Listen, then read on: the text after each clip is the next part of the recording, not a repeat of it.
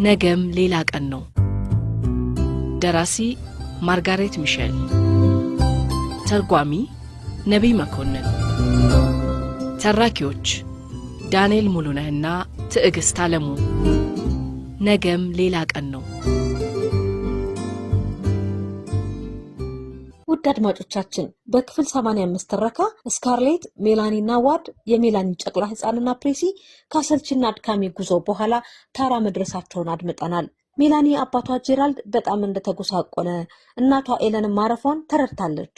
ፓርክም ከስካርሌት ጋር ስላሳለፉት ችግርና ያለና የሞተውን ሰው ስትጠይቀው ሲመልስላት የሚላስ የሚቀመስ ይገኝ እንደሆነ እንጂ ያንኪዎቹ ሙልጭ አድርገው ዘርፈው መሄዳቸውን ነግሯታል። ስካርሌትም ምን ያህል ባሪያዎች አሉ ብላ ለጠየቀችው ዴዚ፣ ማሚና ራሱ ፓርክ ብቻ እንደቀሩ ነግሯታል። ከ100 ባሪያዎች እነዚህ ብቻ መቅረታቸውም አስደንግጧታል። የሚበላ ነገር እንዲሰጣቸውና መራቧን ብትነግረውም የያን ፍሬ ብቻ እንደቀረ ነግሯታል። የበቆሎ ቂጣና አተር እንኳን የለም ብላ ስትጠይቀው ነበር። ምንም እንዳልተረፈ ሲነግራት ሰምተናል። የበሉትን በልተው የተረፋቸውን ጭነው መሄዳቸውንም እንደዚሁ አርድቷታል። ማቃጠል መግደሉ አልበቃ ብሏቸው ሴቶችና ህፃናትን በመዘበሩበት ከተማ የሚላስ የሚቀመስ አሳጥተው በጠን ይፍጇቸው ብለን ነበር ክፍል 85 ተረካ ያቆመው። ቀጣዩ ክፍል 86 ተረካ ደግሞ ምን ይዞ ይመጣ ይሆን? ውድ አድማጮቻችን እንድታደምጡት በአክብሮት ጋብዘናችኋል።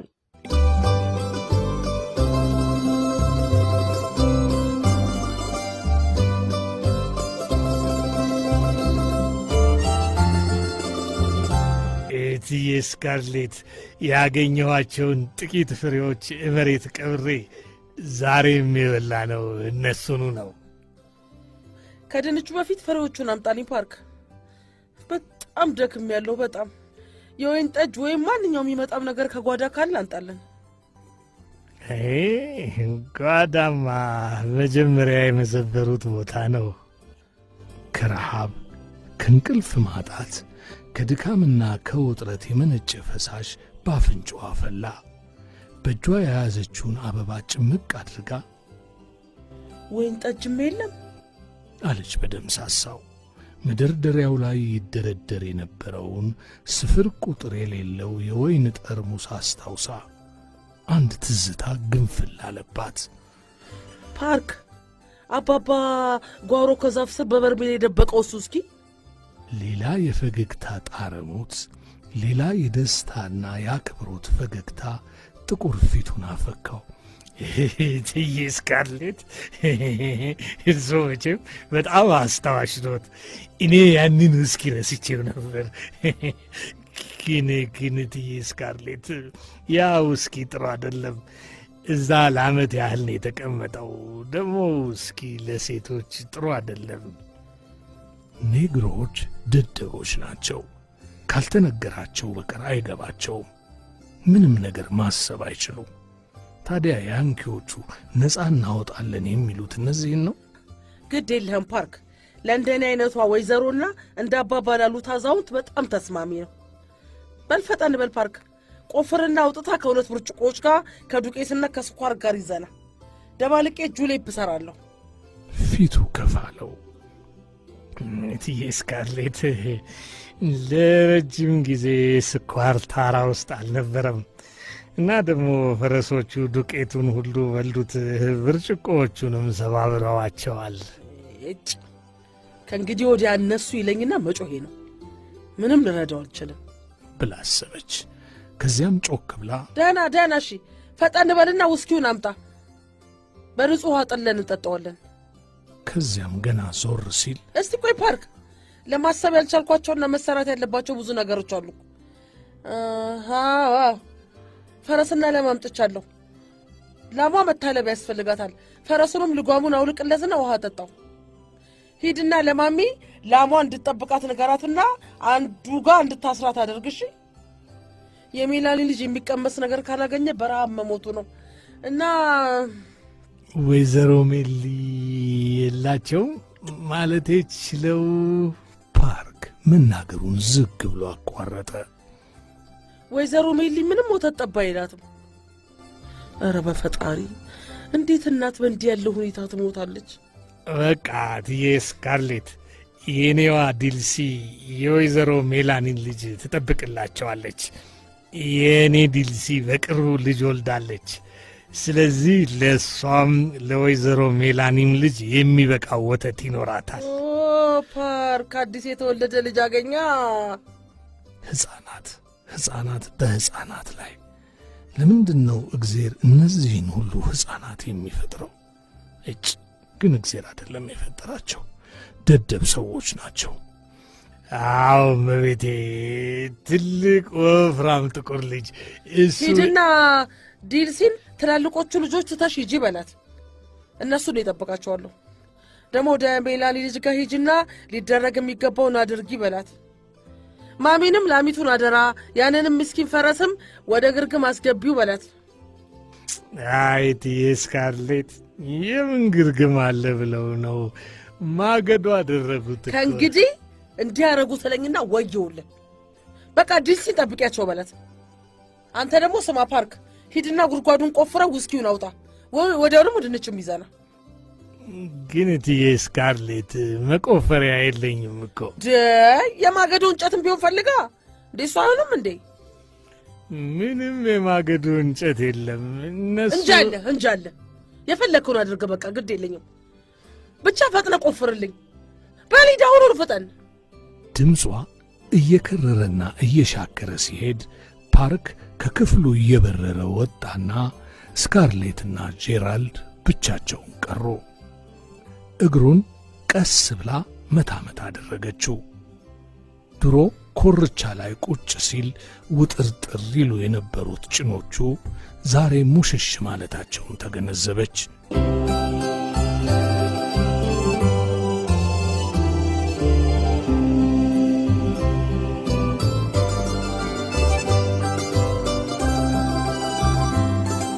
ይዞት ጭልጥ ካለው ሐሳብ ለመውጣት አንድ ነገር ማድረግ አለባት።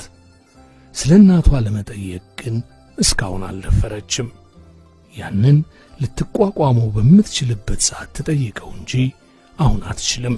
ታራ ለምን አላቃጠሏትም? ጄራልድ የምትናገረውን እንደማይሰማ ሁሉ ትኩር ብሎ ያስተውላታል። ጥያቄዋን ደግማ ጠየቀችው። አለና እያመነታታ ቤታችንን እንደ ዋና የጦር ሰፈራቸው አድርገውት ነበር አላት። ያንኪዎቹ እዚህ ቤት እነዛን ያማሩ ግድግዳዎች ሲያበላሿቸው ታያትና ሕዋሳቷ ተቆጡ። ቅድስት ኤለን ኖራበት ተባርኮ የነበረውን ቤት እነዚያ እርኩሶች ይግቡበት? አዎ እዚህ ነበሩ የኔ ልጅ። ገና 12ቱ ዋርካዎች አጠገብ እንዳሉ ጭሱን ከወንዙ ባሻገር ተመለከት ነው። ነገር ግን ሃኒንና ኢንዲያን እንዲሁም አንዳንዶቹን ባሪያዎች ወደ ማክን ልከናቸው ስለነበረ ለእነሱ አልተጨነቅንም። እኛ ግን ወደ ማክን ለመሄድ አልቻልንም። ልጆቹ በጠና ታመው ስለነበር ትንሹንም ልጅ ጨምረን ይዘን ለመሄድ አልቻልንም። ባሪያዎቻችንም ሸሹ። የት እንደሄዱ አላውቅም። ተሽከርካሪዎችንና በቅሎችን ሰርቀውብን ሄዱ። ማሚ ዲልሲና ፓርክ ግን አልከዱንም። ልጆቹንና እናትሽን ለማንቀሳቀስ አልቻልንም። እሺ በቃ ስለ እናቷ ማውራት የለበትም።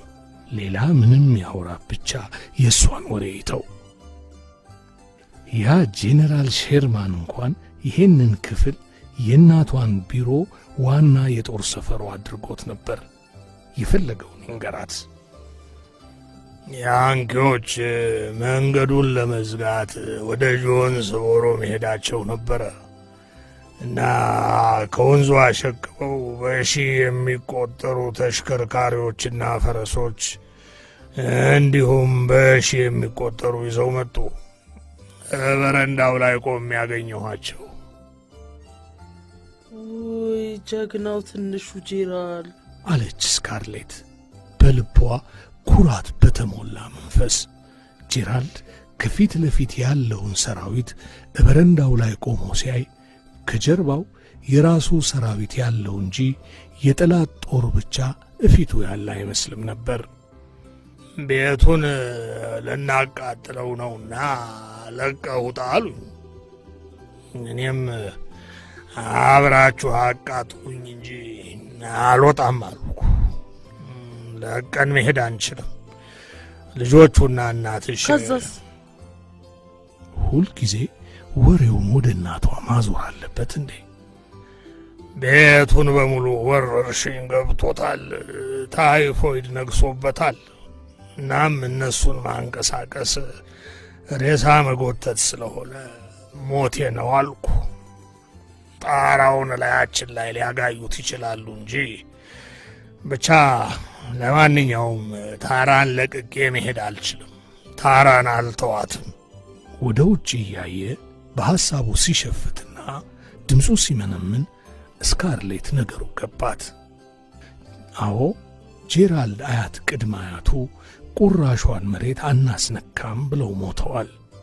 እትብታቸው የተቀበረበትን ያረሱበትን ልጅ ያፈሩበትን ቤት ለቀን አንሄድም ብለው ተዋግተዋል።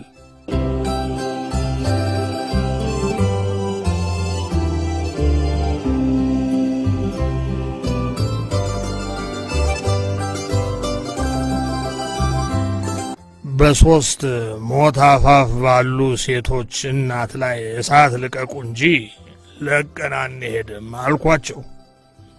አንደኛው ወጣቱ መኮንን ደህና ሰው ነበር። እንዴ አባቢ፣ ያንቺው ነው ደህና ሰው የምትለው? ደህና ሰው ነው። እየጋለበ ሄደና ከአንድ ሻምበልና ከአንድ ሐኪም ጋር ተመለሰ። የታመሙትን ልጆችና እናትሽን አያቸው። አንድ የማይረባ ያንኪ መኝታ ቤታቸው ድረስ አስገባ ማለት ነው አባባ። የስቃይ ማስታገሻ ነበረው። እኛ ምንም አልነበረን። እህቶችሽን አዳናቸው። ስዌለን ክፉኛ ደም ይወርዳት ነበር። ለማዳን የሚችለውን ያህል ደግነትም ነበረው። በሽተኞች መሆናቸውን አመለከተና ቤቱን ሳያቃጥሉት ቀሩ። አንድ ጄኔራል ከነአጃቢዎቹ ጅብ ብለው ገቡና ከበሽተኞቹ ክፍል በስተቀር ቤቱን ጢም አድርገው ሞሉት። እናም ወታደሮቹ መናገሩን ለመቀጠል የደከመው ይመስል አቋረጠ። ያሹላ ገጩ ኩልኩልቱ ተጣጠፈና እደረቱ ላይ ወደቀ። እንደገና በጥረት ተናገረ። በቤቱ ዙሪያ ያልሰፈሩበት ቦታ የለም። በቆሎ እርሻው ውስጥ ሰፈሩ፣ እጥጥ እርሻው ውስጥም ሰፈሩ። ምን አለፋሽ የግጦሹ ሜዳ በሙሉ በእነሱ ሰማያዊ የደንብ ልብስ ቀለም ተጥለቀለቀ። የዚያን ዕለት ማታ 99 ቦታ የሰፈር እሳት ነደደ። አጥሩን እየሰባበሩ ለማብሰያ ማገዶ አደረጉት። ግርግሙን የዶሮ ርቢውንና ማድ ቤቱን ሳይቀር አጋዩት። ከብቶቹን፣ አሳማዎቹን፣ ዶሮዎቹን ሁሉ የእኔ ተርኪዎችም አልቀሯቸው፣ አረዷቸው። የጄራልድ ውድ ተርኪዎች እነሱም ሞቱ። ያልወሰዱት ዕቃ የለም። ስዕሎቹንና የቤት ቁሳቁሶቹን እንዲሁም ሳህኖች የተሰሩትንስ እነሱን እንጃ ፓርክና ማሚ ጉድጓድ ውስጥ ከተዋቸው ነበር መሰለኝ። እንጃ ግን አላስታውስም። የጄራልድ ድምፅ ይርበተበታል። እዚህ ታራ ውስጥ ሆነው ነበር ውጊያውን የሚያካሂዱት። ሽቅብና ቁልቁል ይጋልባሉ፣ ይራኮታሉ። በኋላማ ጆንስቦሮ ላይ የሚተኮሰው መድፍ እንደ መብረቅ ይጮህ ጀመር። ልጆቹ እንኳን ታመው በተኙበት እየሰሙ አባባ መብረቁን አስቁመው ይሉኝ ነበር። እማማስ ያንኪዎቹ ቤት ውስጥ መኖራቸውን ታውቅ ነበር? እሷማ ምንም የምታውቀው ነገር የለም። እግዚአብሔር ምስጋና ይግባው አለች ስካርሌት። ያንን አለማወቋ በጣም ጥሩ ነገር ነው። ሐሳቧን ያቀልላታል። እናቷ የሚሆነውን ሁሉ አታውቅም። ታችኛው ቤት ጠላቶቿ መኖራቸውን አታውቅም። የጆንስቦሮን የጥይት ፉጨት አልሰማችም። ከአንድ ልቧ እኩል የምታረገውና የሥጋዋ ቁራጭ የሆነው የታራ ምድር ከያንኪዎች እግር ስር መዋሉን አታውቅም።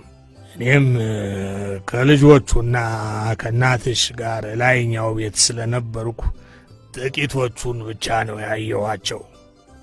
ብዙ ጊዜ ያየሁት ወጣቱን ሐኪም ነው። በጣም ደግ ሰው ነው።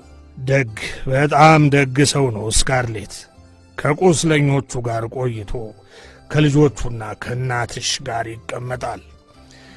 እንደው መድኃኒትም ትቶላቸው ነው የሄደው። እናም ለቀው ሲሄዱ ልጆቹ ሊሻላቸው እንደሚችሉ፣ እናትሽ ግን በጣም ደክማ ስለነበር ልትቋቋመው እንደማትችልና አቅም ያነሳት እንደሄደች ይናገር ነበር።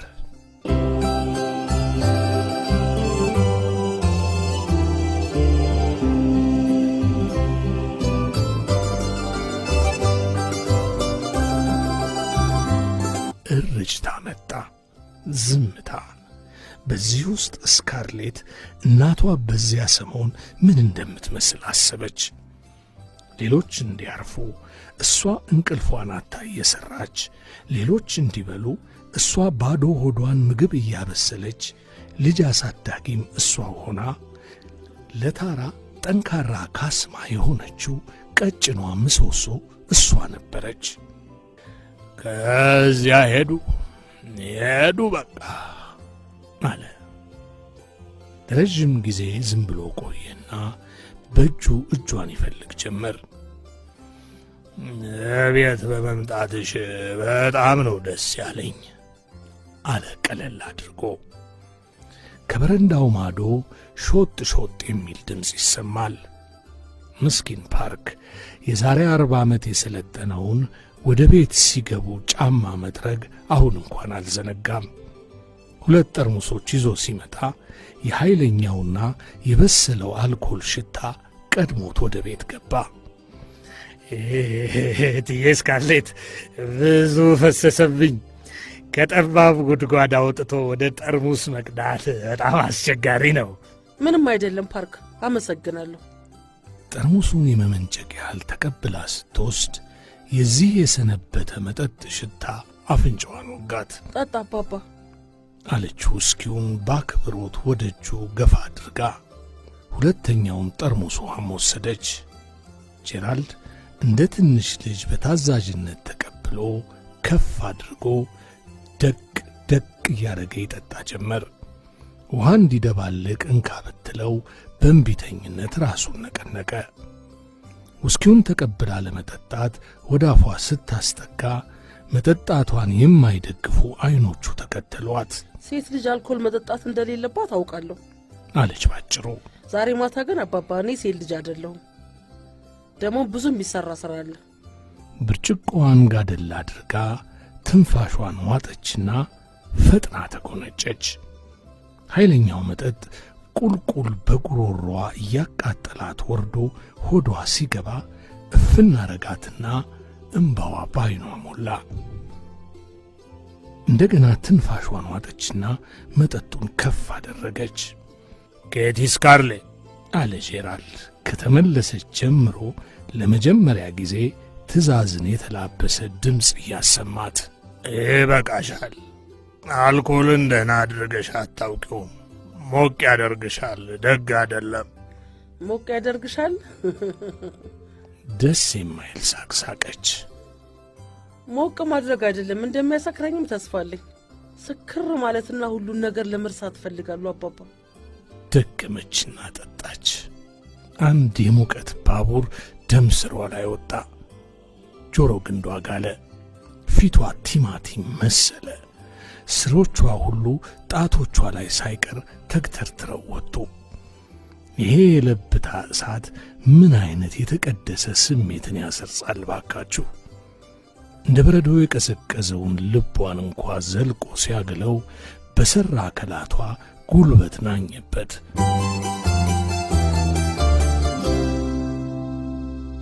የክፍል 86 ትረካ እዚህ ጋር አብቅቷል። ቀጣዩ ክፍል ትረካ ደግሞ ምን ይዞ እንደሚመጣ በቀጣዩ የምናደምጥ ይሆናል። ውድ አድማጮቻችን ስላደመጣችሁን ከልብ እናመሰግናችኋለን።